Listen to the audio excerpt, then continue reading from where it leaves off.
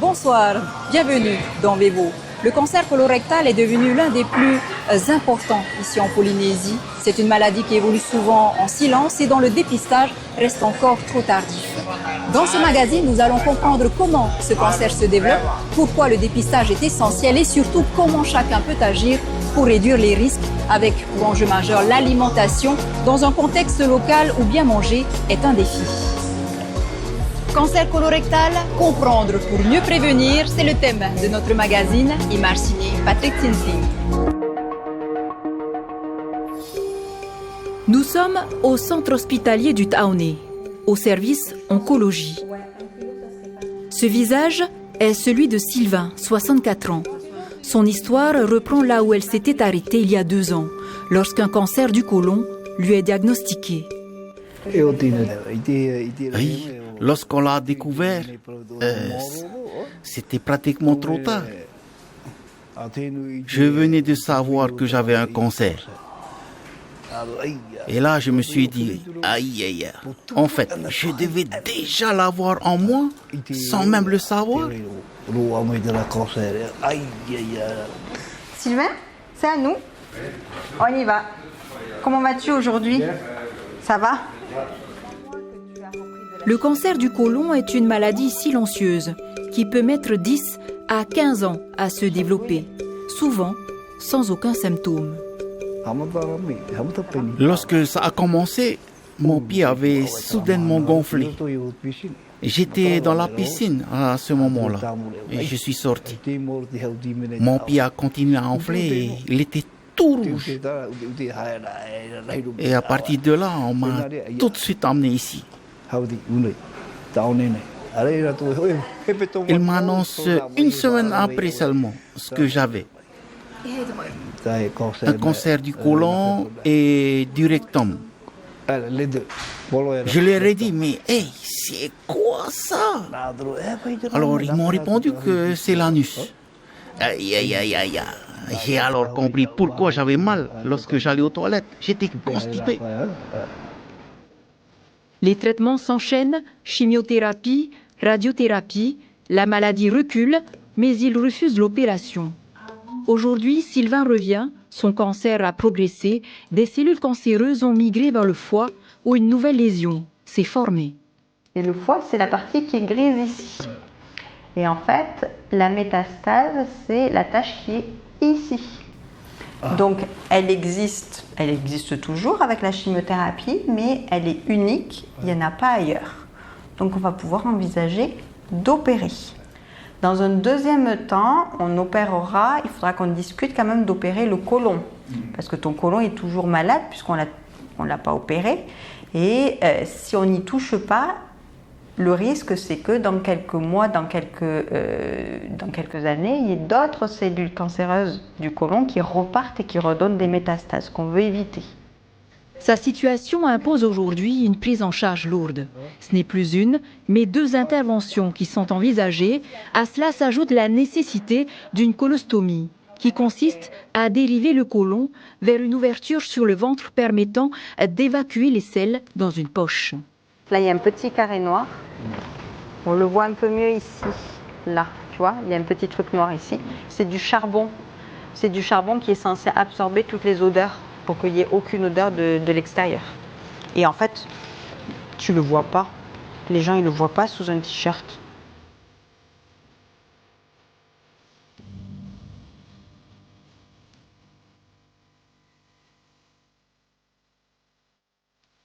Le cancer colorectal touche chaque année plus de 200 Polynésiens. Mais une réalité change tout. Dans 9 cas sur 10, il peut être évité. Face à cette évolution, une question s'impose. Comment un cancer colorectal se développe-t-il? Il débute souvent par des polypes, des lésions bénignes qui, avec le temps, peuvent devenir cancéreuses. En fait, un polype, c'est une prolifération de cellules. C'est juste une boule comme une petite verrue. Et c'est quelque chose qui est pas inquiétant ou quoi que ce soit. Lorsqu'on fait des examens comme ce qu'on appelle une coloscopie, en fait, on les met en évidence, ces polypes, et on les retire pour les mettre en analyse. Ces polypes, une fois qu'ils sont retirés, ils ne peuvent pas se transformer. Puisqu'ils sont enlevés, ils ne vont pas se transformer en cancer. Ce qui est préoccupant aujourd'hui, c'est l'augmentation du nombre de cas, y compris chez des patients plus jeunes. On a une augmentation du nombre de cancers du côlon. En moyenne, avant, il y a 3 ans, on disait qu'il y en avait entre 50 et 60 par an.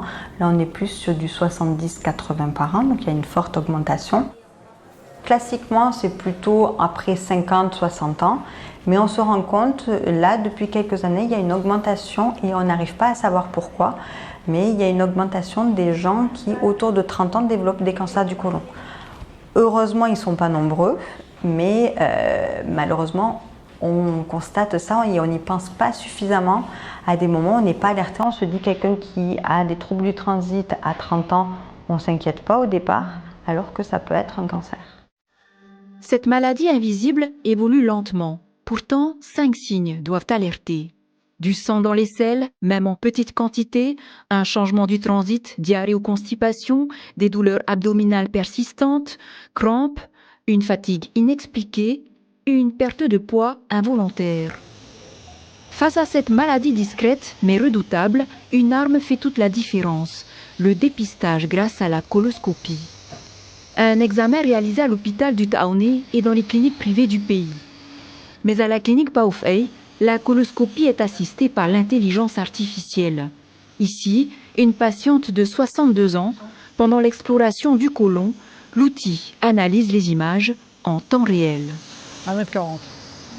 L'IA permet de faire le diagnostic de polype et aussi permettre de caractériser la lésion, si elle est gentille ou elle est méchante. C'est une chose, mais l'IA permet de repérer des lésions que l'œil nu ne peut pas voir. Pourquoi ? Parce que cette machine a été entraînée sur des millions de photos et l'entraînement permet de dépister en réel, de confronter dans sa mémoire si telle ou telle lésion existe et de pouvoir la comparer, dire si c'est gentil ou méchant.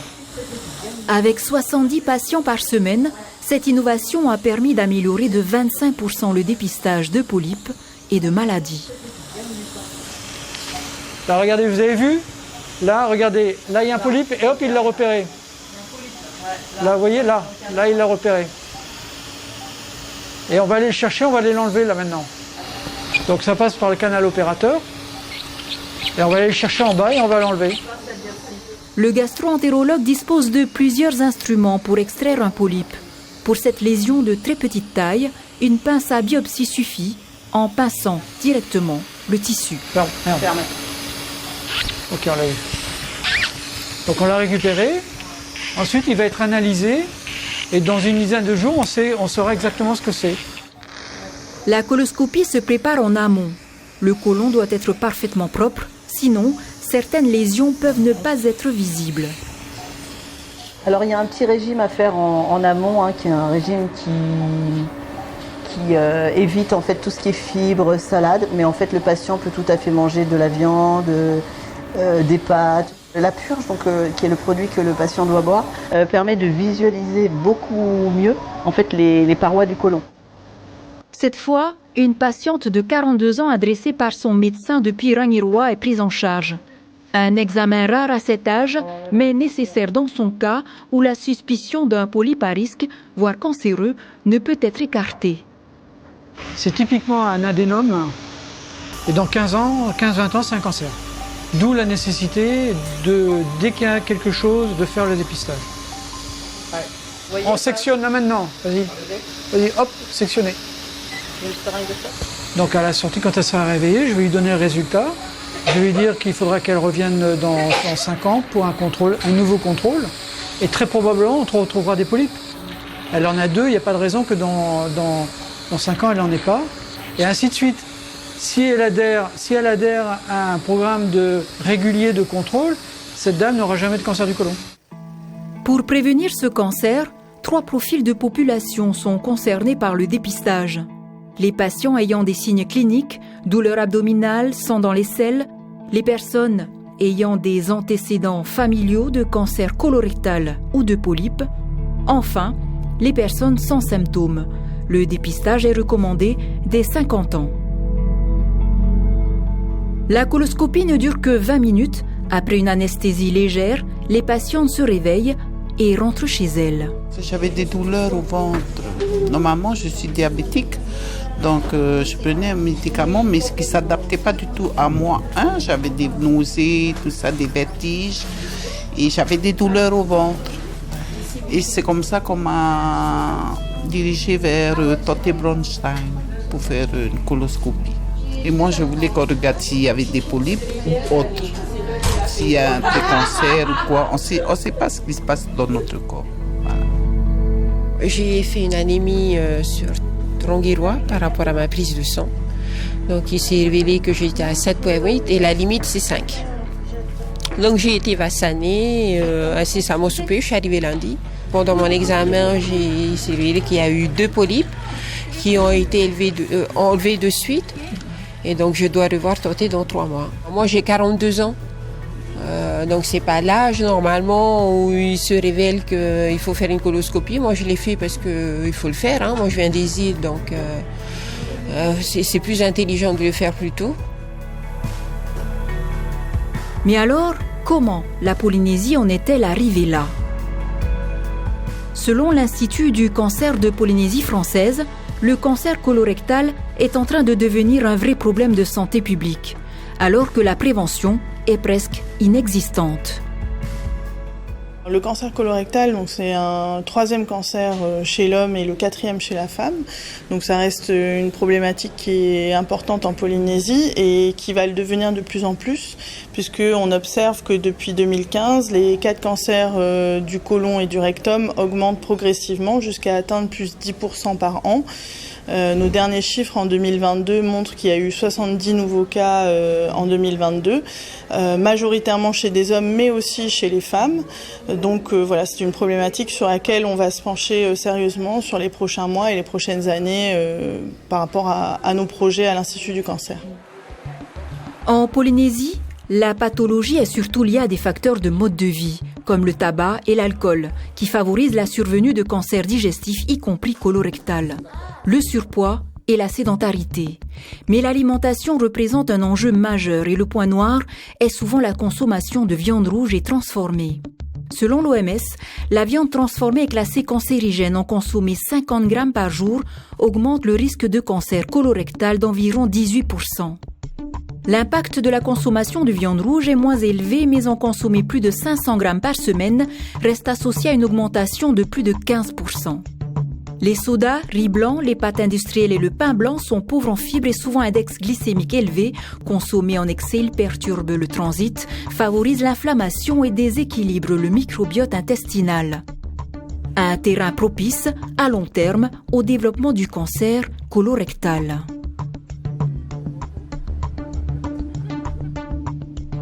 Mais derrière les assiettes du quotidien se cachent parfois des choix contraints. Pour certaines familles, bien manger reste un luxe. Chez Amar, les repas se ressemblent souvent. Du poulet lentilles avec du riz, encore et encore. Des plats simples, choisis par nécessité, accompagnés d'un café sucré, un geste banal, presque automatique. C'est cher aussi le marketing.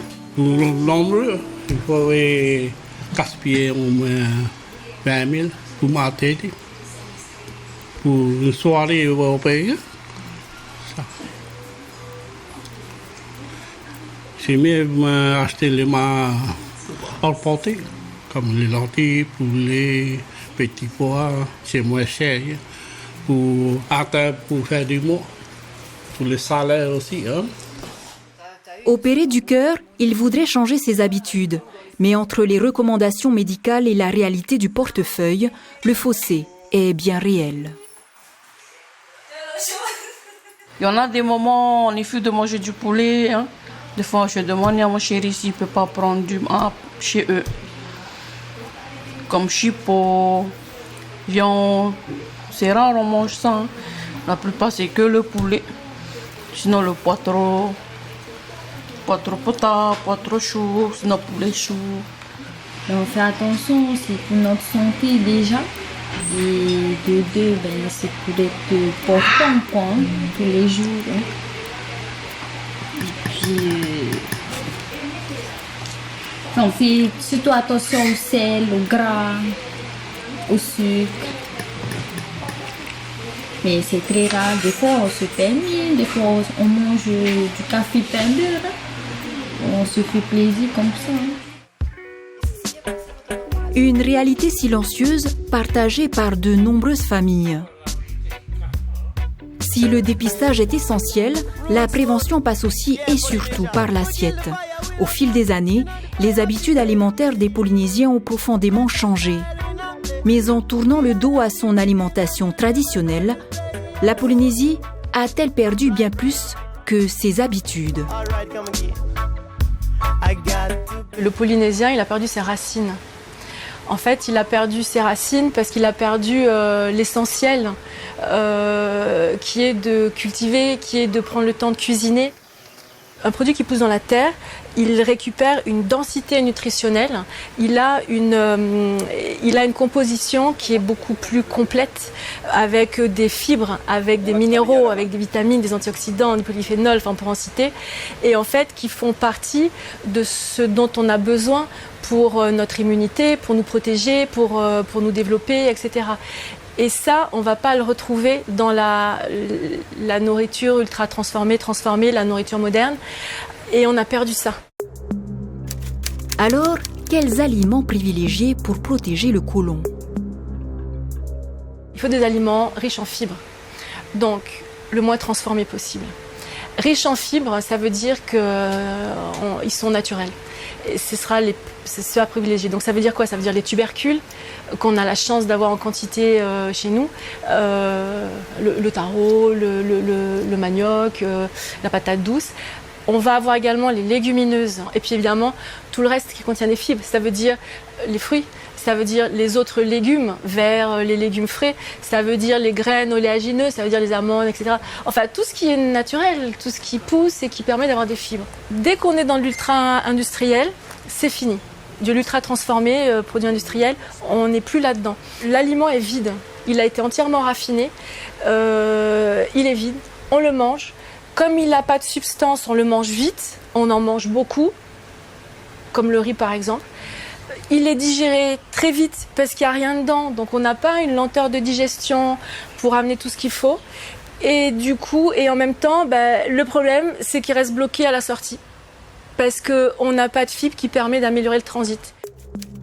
Finalement, au-delà de l'assiette, quels sont les gestes à adopter au quotidien? Prendre le temps de se projeter sur ce qu'on va manger, sur ce qui va être intéressant de manger pour sa famille, ce qui va être comment je vais le cuisiner, qu'est-ce que je vais cuisiner. C'est vraiment prendre ce temps de réflexion et de s'informer et d'apprendre et de comprendre pour qu'au moment, quand je vais au magasin, je sais ce que je peux prendre et ce que je peux prendre de temps en temps. Parce que rien n'est interdit. Enfin, en tout cas, dans mon état d'esprit, dans ma vision de voir l'alimentation, rien n'est interdit. Tout est question de quantité et de fréquence. Prendre le temps de cuisiner, c'est aussi prendre le temps de prendre soin de soi. Teava a fait ce choix. Il y a 4 ans, après un diagnostic alarmant, il a fait un virage à 180 degrés. Si aujourd'hui faire ses courses est devenu un acte réfléchi, pendant des années, il a aussi connu les excès. À 150 kilos, son corps lui a envoyé un signal d'alerte. J'étais obèse déjà, et puis diabète, cholestérol, toutes les maladies suite à la malbouffe, quoi. J'étais à 150 kilos, 149, 150 kilos, à une prise de conscience, suite aux analyses sanguines, j'allais pas bien, je voyais que j'étais pas en forme. Il fallait que je fasse quelque chose. Il m'a conseillé que faut changer d'alimentation, faut changer les vieilles habitudes. Je mangeais gras, sucré, salé, essentiellement du gras, viande gras et la sauce et tout, toutes les sauces, sauce et beurre, toutes les sauces transformées. Charcuterie pas trop, mais viande rouge, tout ce qui est gras. La viande bien grasse, les frites, le riz, oui, c'était ça. Un déclic qui a changé ses habitudes. Il a banni les produits transformés, privilégié les produits frais et réduit certaines protéines grasses. Il y avait beaucoup de purine à l'intérieur, donc ça a accentué mon taux d'acide urique. J'avais la goutte aussi, et puis On m'a dit que tout ce qui est viande rouge, tout ce qui est alimentation en boîte, conserve et tout transformé, favorisait le taux d'acide urique. Donc du coup, je mangeais ça 1 à 2 fois par mois, la viande rouge quoi. J'étais beaucoup plus de la viande blanche. Si l'alimentation est un facteur clé dans la prévention du cancer colorectal, chez lui, chaque repas est désormais pensé. J'ai banni le sel. Quand je dis banni, j'ai diminué fortement. Bon, le corps on a besoin du sel, mais par rapport à avant, j'ai beaucoup diminué. Le sucre, j'ai beaucoup diminué. Et puis j'ai remplacé mes sauces par des épices, poivre noir, curcuma, cannelle, clou de girofle, des choses comme ça. Oui, pour supprimer et pour m'habituer à mes nouvelles habitudes alimentaires. Ouais, 1 an, sûr. Ouais. Au début, je trichais un peu, je reprenais encore un peu de sauce, de temps en temps, parce que ça me manquait. Oui, 1 an.